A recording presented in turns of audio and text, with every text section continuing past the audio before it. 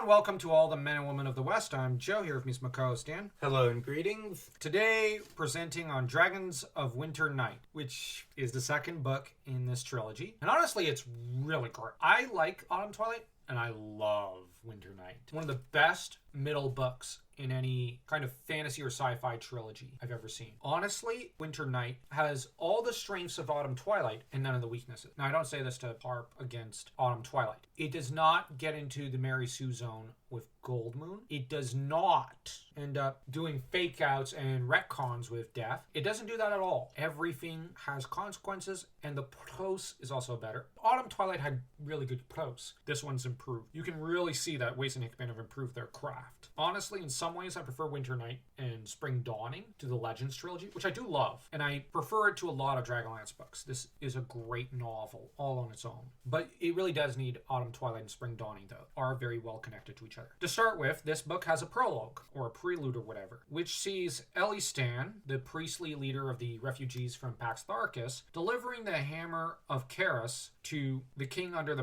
the Hammer of Kharas over to the Thane of one of the dwarvish tribes, with the intention that this guy will be able to unite for the first time in centuries all the clans of the dwarves under the mountain of Thorbarden to a single kingdom. This will put an end to centuries of division and bring peace under the mountain. This is a great move, and I will actually praise Elistan here to the moon, and I will praise the companions, because this is a perfect diplomatic coup. This is a great decision. Hornfell is the Thane in question who's wishing to occupy the throne. He is chief of the Hylar dwarves. The only thing is, Elistan does kind of humiliate himself by kneeling before Hornfell and paying homage. Something he considers just a mere political gesture, but many of the refugees don't feel comfortable with. And that said, Tanis apparently starts to get very, very sick inside. I don't think he realizes it, but I think Tanis is claustrophobic. Now, some of his adventures took them underground in Dragons of Dwarven Depths, so it's kind of understandable, because his reaction here just smacks of psychological problems with being underground. I don't know if it's an elvish problem or a personal problem with him,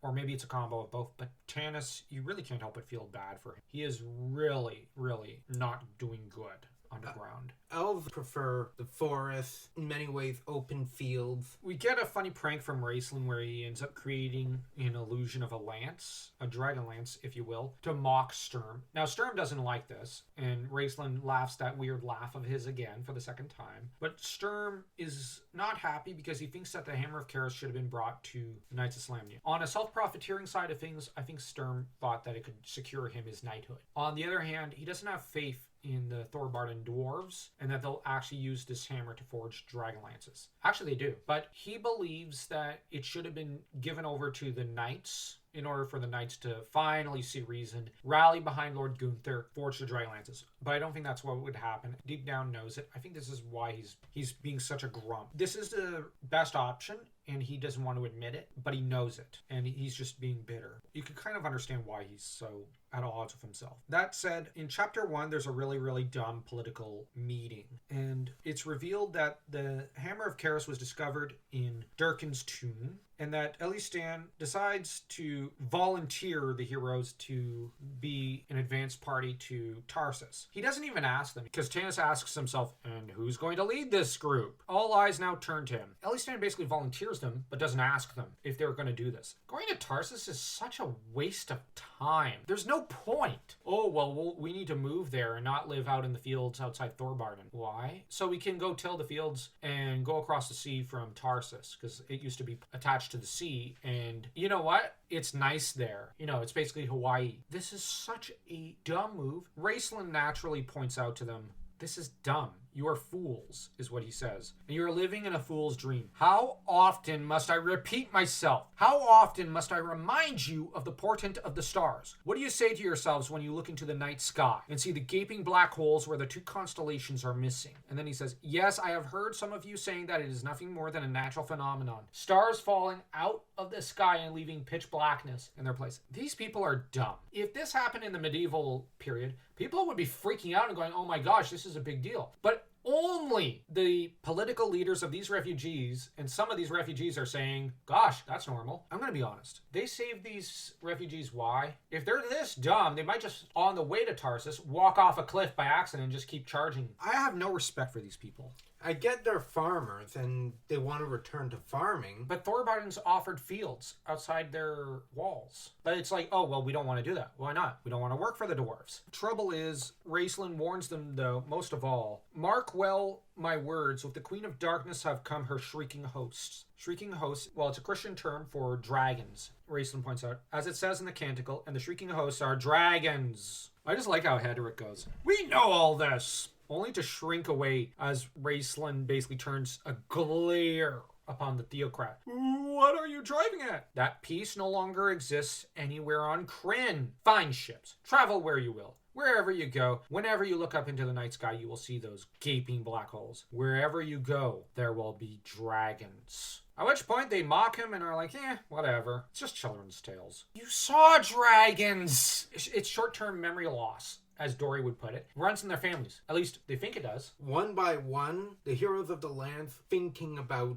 that Raistlin might have a point in regards to the gaping holes. Oh yeah, Sturm and Tanis have basically accepted, yeah, he's right. Caramon has accepted it. I think even Tass. Not to mention, these people have talked with Gilthanas, Tanis, and whatnot, and none of them will heed their warnings. And the fact that Elistan's like, oh yeah, let's go to Tarsis, just shows he's an imbecile as well. Though they live in Thorbarden, Tanis and Sturm still insist on guard duties and watch duties just in case. Refugees had been put in the South Gate region of the Corollas Mountains, and this is a region that has not seen any action since the Cataclysm and the destructive Dwarfgate Wars. That said, Tanis points out, I have long found Raistlin's advice sound. He did value his counsel because Raistlin's the smartest guy around. He points out, we have won a battle, but we are a long way from winning the war. We know it is being fought far north in Salamia. I think we may safely assume that it is not for the conquest of Abanasinia alone that the forces of darkness are fighting. So Tanis is basically saying, we gotta treat this very carefully. There's not gonna be many safe places in Krynn. Let's actually have this conversation. And Elistan, but you are only speculating, Elistan argued. Do not let the darkness that hangs around the young mage cloud your thinking. He may be right, but that is no reason to give up hope, to give up trying.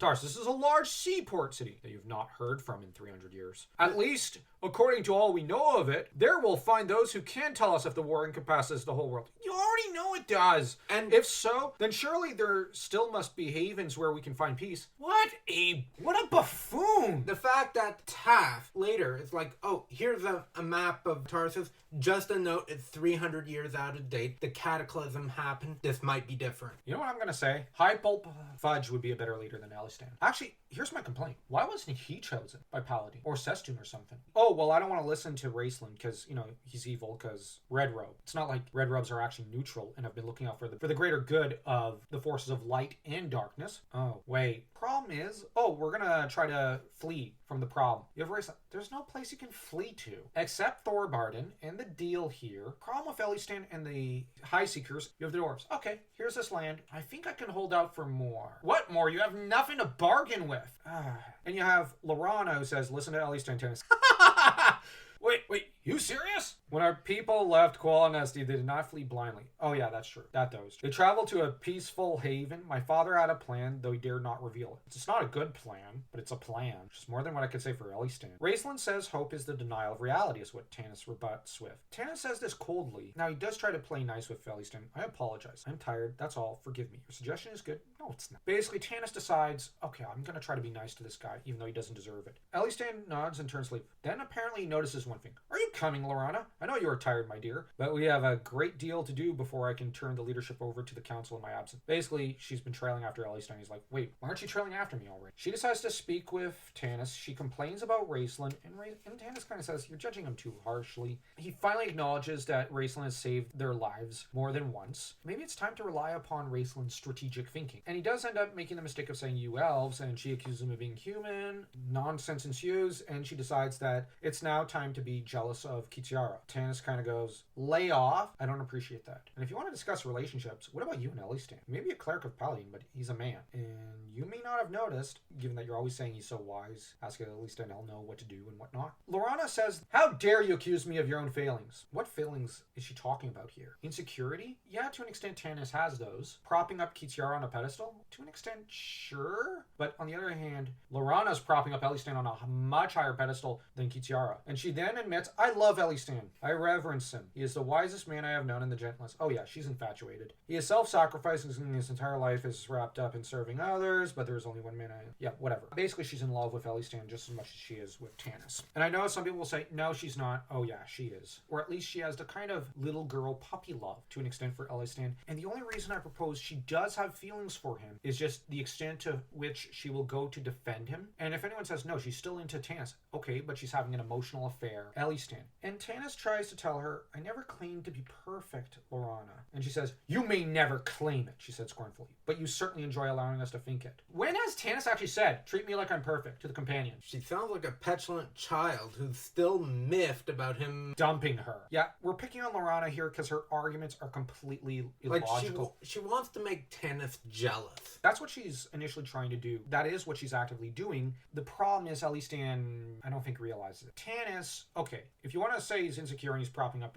Kitiara and is having the same kind of puppy love for Kitiara that Lorana has for Elistan, that's true. Tanis pretending to be perfect. When has he ever done that? Like, actually, even in Autumn Twilight, he's often said, oh yeah, I'm imperfect. Here are my flaws. The only person he kind of treated that way, like he wanted him to treat him like he was perfect, was Raistlin. The thing is, Caramon kind of treats Tanis like he's perfect. Tanis has tried to discourage Caramon to a limited extent from treating him that way. Let's be honest, Tanis does treat Caramon, Flint, Tika, even Goldmoon Riverwind, Flint, Tass, like gold. He does not encourage to think of him as, it's weird, but I think having others think she's perfect. Because the whole gold in general thing, the whole, hey, I'm just saying. And there's the fact that whenever someone like Tanis, Sturm, even Gilthanas tell her, you know, you're not perfect, she freaks out. A weird scene. Tanis's arguments are not mature ones. He did not act like a mature person. It was childish of him. But Lorana admits that she loves Elistan. That said, Tanis still being infatuated with Kitiara is pathetic, especially after all the nonsense Kitiara's done to him. This entire argument is so petty on their part. No, both sides are very, very petty. We get an interesting phrase where Tanis points out holes in the sky, holes in himself. Tanis thinks there's too many flaws in his own personality and bemoans his own imperfection, which very human and very elvish of him. That said, they're to cross the plains of dust because Elistan volunteered them without ever asking them. Hey, I'm just saying, he drafted them for all intents and purposes. I wonder what would have had the heroes of the land said, no, do it yourself. Oh, he'd have been screwed. That would have humiliated him and destroyed his political power. We got Kitiara planning to capture her brothers and Tanis. Primarily Tanis. The weird moment where Tanis gets a little dumb. He fancies that Gilthanas wants to do away with him, or might be pleased to see him go down. This is where I'm like, Tanis, from what evidence have you drawn that from? It seems like there's a part of Tanis that's naturally distrustful of others. Yeah. Took him a while to get around to Raistlin, and even then, Gilthanas, there seems to be some issues. Yeah. Elistan. Yeah, and there's Lorana. Like, Tanis has some severe trust issues, and I'm going to propose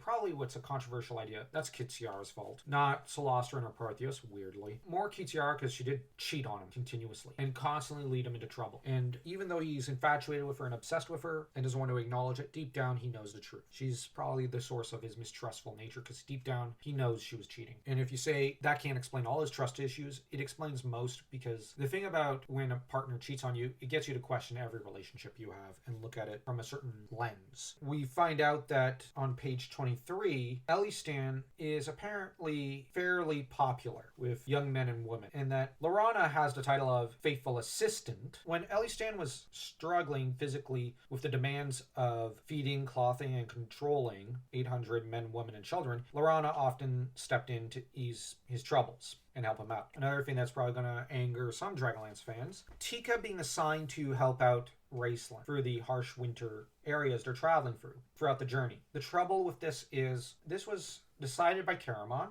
and this is where I'm going to come up with a weird fan theory that people may not like me for, but this is a very demeaning move towards Raistlin.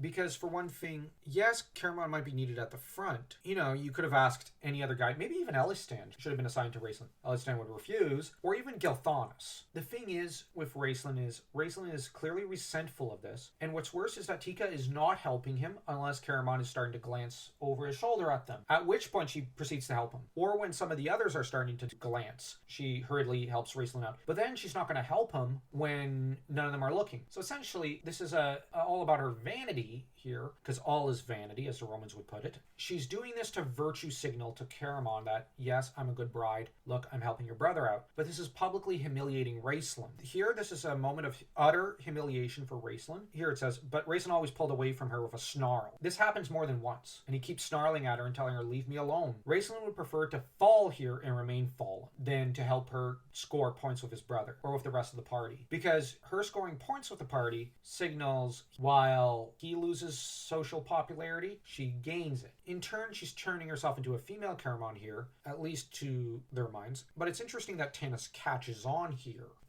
to what's being done, because it's from his point of view. He does not have an opinion about it, which is pretty cool. Where Tanis is like, yeah, this is the reality. Tika is using Raceland mostly to score with Caramon. And Caramon's clearly pleased with this, but I wonder if unconsciously, here's the thing, my theory would be that Caramon assigned this knowing this would be humiliating for Raceland, and that Raceland would not want to accept help from Tika in particular. Goldmoon's one thing, but Tika's something completely different, because you gotta bear in mind, this is just another one of his brother's floozies to Raceland's mind. Accepting help from one of these floozies is hitting rock bottom. This is beyond the pall for Raceland's pride. And this might sound harsh, but Caramon's doing this kind of on purpose to an extent, I think. Let Raceland choose who in the party instead of just assigning him Tika. Yeah, and the problem is this toxic cocktail is going to destroy the Magiers. And I'm not trying to make him into a Machiavellian figure, but there have been times throughout Dragonlance where Caramon did behave rather toxically towards his brother, such as sleeping with his brother's crushes at various points, knowing his brother had crushes on them. The thing is, Caramon does have a pretty toxic side, and Tass calls him out in Time of the Twins early on about this. This is the thing. Raceland is not having a good time here, and this is hitting a man when he's already down. This is where Raceland kind of gets his own payback against Caramon. Tanis ends up saying, cover yourself up with a white robe from Elistan at Raceland's expense, which is pretty funny. He's getting even with Raceland. It's pure spite, given all the snippy comments Raceland makes at Tanis. An entire page of Caramon being beyond the pall. Worse than Zaparanigan or Kuwabara. But before that, we have Raceland, who's very gentle with his brother and says, you are wise to trust your feelings, my brother. Great danger and great evil surround us. And we also get a clairvoyant moment between Caramon and Raceland as well, where Caramon says, it's just that I don't understand. And you have Raceland who tells him, nor will you ever. We have an entire page almost where Caramon does not understand. And where Raceland goes, okay, what's the problem with this town? With this great seaport? Doesn't look that great? No! What's the problem? And Raceland humiliates him intellectually. And Caramon deserves it. After days of humiliating Raceland, you gotta come. Your brain's in your arm. But apparently Tarsis was very powerful at one time, had great schools and libraries. The trouble is that they turned on the Knights of Salamnia, and the lord at the time of the city ended up banishing them during the day of banishment, even though he wanted to side with the Knights. Since then, the city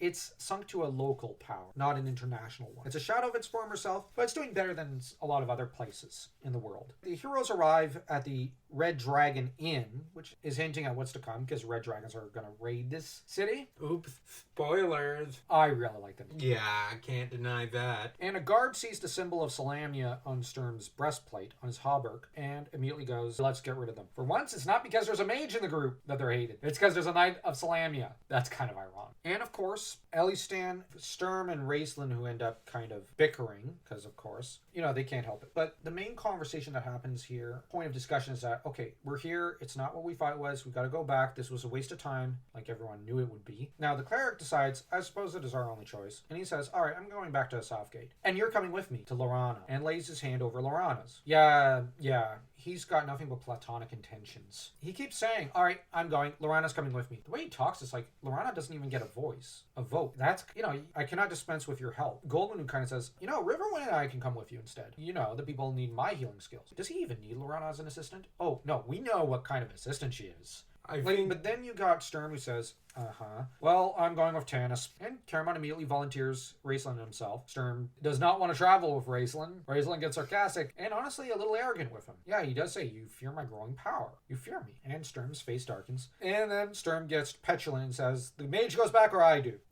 But Flint and Tass will travel with Tanis. And I forget which group Gilthanas is going to go with. Probably Tanis. You have Lorana, who then makes a decision that, honestly, it is just horrifying in a way. At least in regards to the Qualinesti. And to her socio-position vis-a-vis the Qualinesti. She requests that her room be changed to the one next to Elistan's. This is not a good idea. It's a disaster. And Tanis tries to play dumb and go, give me one reason. We're not going to go through this again, are we? You have Tanis. I have no idea what you mean. And then turns and finds the innkeeper grinning, going, oh yeah, we all know what she wants to do with the cleric. Essentially, that's the grin here. And you have Tanis kind of like, no, bugger off. Because here's the problem, culturally, in Krynn. If you're a human male who gets with an elven maiden, from the point of view of human men, you're a stud. If you're an elven man who gets with a human woman, the human woman is a chaff, as the British would put it. That is to say, used goods. A lot of human cultures in Dragonlance are not as noble or chivalrous as the Solanic Knights. So they don't think that human women should get with elvish men. They don't like elvish men. But on the other hand, elvish maidens are pretty. So they want human men to get with elvish women because, scorecard. In turn, amongst the elves, the Qualinesti don't mind getting with human women. At least at the working class level. Even some royals like Gilthanas probably don't mind it too much. But the trouble is that a princess of the Qualinesti is not allowed to get with a human man. They need to keep some degree of propriety, especially with commoners who are human men. And the other problem with this politically is that it's a little uncomfortable considering what happened to Tanis's mom. This would probably get the Qualinesti a little uncomfortable, and it would cost Lorana her position as a princess. Now, she would never be accepted as amongst humans except as a certain lady of the night after that, or as a warrior woman. Amongst the elves and the Qualinesti, she'd probably be banished, or at least isolated and socially shunned. Tanis here, yes, he's jealous, but he's also trying to protect her and trying to tell her subtly without saying it, no. Not without a chaperone, young lady. And she says, for the first time in my life, I'm doing something meaningful and useful. I'm just saying. And you want me to quit because of some jealous notion you have about me and Elistan? Yeah, and Tanis succumbs to her nonsense, and they start bickering. And she says, if you're not jealous, then why don't you leave me alone and let me continue my work for Elistan in peace? Much as Gilthanas and Tanis are friendly to an extent, and I think Tanis over-exaggerates how much Gilthanas would be pleased to see him go down. Gilthanas would gut Tanis if he actually put Elistan and Lorana pretty much in the same room, because this is not something they should accept. Not because, we can't have old man, young woman. It's just that Lorana's a young girl. She is the elvish equivalent of probably 17 or 18. She's a child. She has no experience with grown men. And with the outside world. Let's be honest. If Tanis did say, okay, sure, Gilthanas would gut him. And then Elistan. And where would the world be with Elistan and Tanis gone? And I would actually say Gilthanas should do it because that's his baby sister. He has a duty to protect his sister, at least until she's married. And the only reason I say that is that the entire world seems to desire Lorana in the most awful of ways. Gilthanas is her loving brother. She needs him. The other thing is, I think Sturm would gut Tanis if he were to say sure to this. Because Sturm, this is a lady. He has to protect the lady. Here's an idea. Why don't you put Sturm in the same room as Lorana? Or Gilthanas. Oh my gosh, yes. Put Gilthanas in the same room as Elistan and Lorana.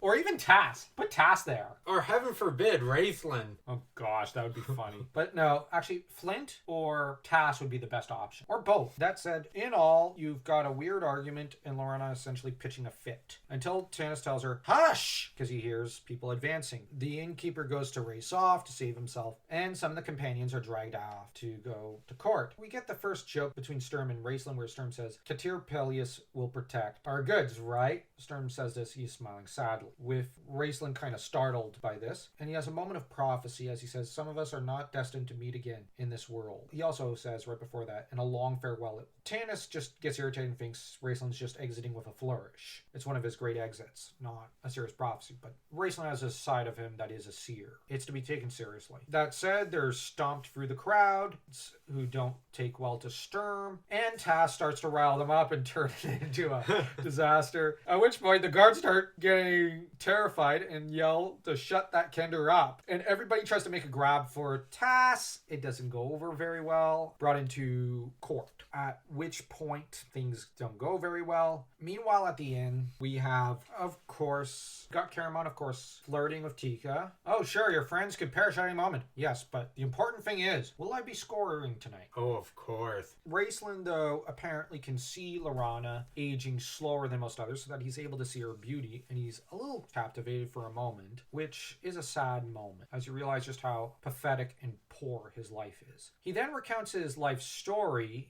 just to torment her a little. That's cruel. And he ends up kind of trying to draw what secrets he can from her. He ends up scolding his brother and going, Caramon, it is time for my drink. Or have you forgotten me in the pleasure of other company? At which point he has managed to subdue Caramon a little. And basically here he was trying to humiliate Caramon in front of Tika. Kind of humiliate Tika a little, which Lorana has a feeling of coldness, and so is a little disdainful of this behavior on Raceland's part, because she didn't see how Raceland was being treated earlier. But on the other hand, I don't think she'd have compassion either way. This is a complex moment. On the other hand, she's constantly showing her vulnerabilities regarding Kitiara, and that she is jealous. And this seems to amuse Raceland. He tells her why the companions travel with Tanis and why they follow him and why he's such a great leader. Lorana kind of says, I have wondered, and I think, but Raceland's going, yeah, you don't think. So let me tell you why. It's not like she's got a lot to propose for why Tanis is a good leader. She doesn't know. So Raceland tells her why he's a good leader. And he says he's intelligent and he follows his heart. He knows when to think with his heart and his brain, knowing how to balance them. That's why he's a great leader and why people follow him. She then says, okay, so if you're so smart and powerful, why do you follow Tanis? At this point, Raceland tells her, I don't follow him. We're merely traveling together. With this being the reality at the moment, because Tanis has kind of done an awful job ingratiating himself with his potential brother-in-law. And we also got, during this part of the story, the history of the companions and how they came together. They all came together under Tanis's leadership, with Sturm, Tass, Flint, Caramon, and Raceland all journeying together. And later, Kitiara joined them. More and more often, she started to join them over the years because, Tanis was there. Meanwhile, for those at court, Alhana Starbreeze, the most beautiful elvish maiden in the world, appears. Gilthon is kind of going, OMG, what the heck is this Elvenesti princess doing here? Of course, you have Sturm who comes to her rescue as things start to go insane because the town's being destroyed by dragons. The Lord ends up going, but you said we would be spared. To the Draconian who's like, no. Whenever someone says you will be spared. But that's in chapter 7, but we're jumping a little ahead. But the thing is, Sturm ends up apparently... Alhana Starbreeze appears in court because the court wanted her out of the town because she was trying to hire mercenaries to save her home country. Wow, chivalry is dead. Of course, we also have Dare Crownguard and his fellows who appear in the next chapter, but Sturm's the first one to rush to her side to offer his help and immediately falls in love with her at first sight and ends up picking up the Star Jewel. And this is pretty much when the two are essentially all but engaged, if indirectly. She is nicknamed Moalasa, that is to say, the Princess of the Night, because of how beautiful she is. The three knights have arrived, and they are Brian Donner, Aaron Talbo, and Derek Crownguard. Tries to boss around Sturm. They're introduced to Tanis by Sturm. Apparently, they journey to Tarsis in search of a book, which they've gotten, and Tass reveals he has glasses of true seeing, just as a war horn echoes across the land, signaling that the dragon armies are here. Oh, and apparently it's recently revealed that the glasses were of true seeing. All in all, these are good chapters. They're very fun reading. It's a very relaxing read. So don't forget to smash that like and that subscribe button as though you were Kitiara and Sky destroying the High Claire's Tower in Sturm.